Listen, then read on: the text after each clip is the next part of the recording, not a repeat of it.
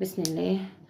معاكم منى مصطفى، متخصصة تربوية في تنشئة الطفل وازاي نفهم أطفالنا بشكل صح وازاي نتعامل معاهم مش نحكم عليهم. لو الفيديو ده ظهر لك يبقى ركزي معايا كويس في اللي جاي. لو ابنك بيفهم بسرعة بس درجاته وحشة يبقى الفيديو ده مخصوص ليكي.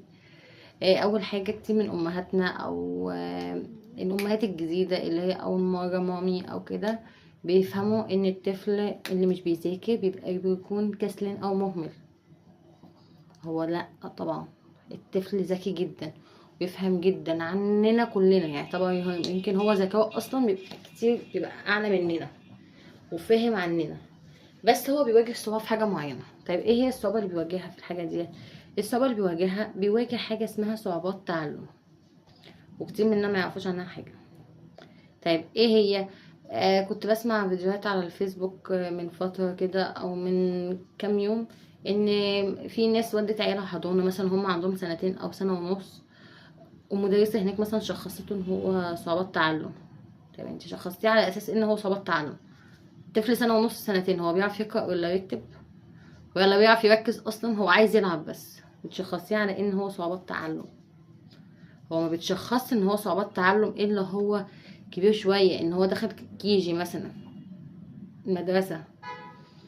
طيب ايه هي صعوبات التعلم ديت عشان نبقى فاهمينها كلنا بقى؟ صعوبات التعلم دي حاجة بسيطة كده، ان الطفل بيكون طبيعي جدا وبيفهم جدا، بيفهم بسرعة وبينفذ الأوامر وذكي جدا، بس هي المشكلة عنده ان هو مش بيركز في حاجة معينة.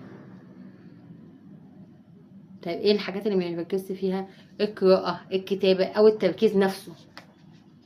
مثلا الطفل بيقعد بالساعات بيذاكر، إيه مثلا مامته طول النهار قاعده يعني بتحفظه وبتذاكر له وبتحفظه ايه قرانيه ومش عارفه بتحفظه الحاجات اللي هي مطلوبه منه في المدرسه.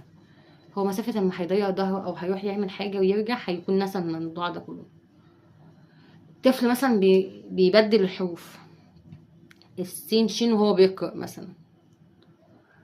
طفل مامته مهيئاله الجو ان هو يقعد في هدوء بس هو بينسى بسرعه جدا، مش عارف يركز وعايز يقوم يلعب.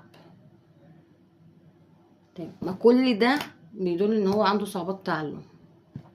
بس ما تحكمي عليا من طفل مثلا عنده هو داخل كي جي 1 مثلا او كي جي 2، مش تحكمي عليه مثلا ان هو بيبي لسه عنده سنه ونص او سنتين. هتحكمي عليه ازاي ان هو عنده صعوبات تعلم؟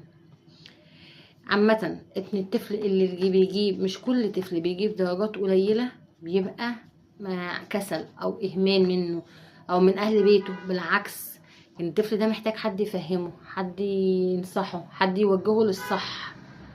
الخطوات اللي احنا نبدأها: لاحظي ابنك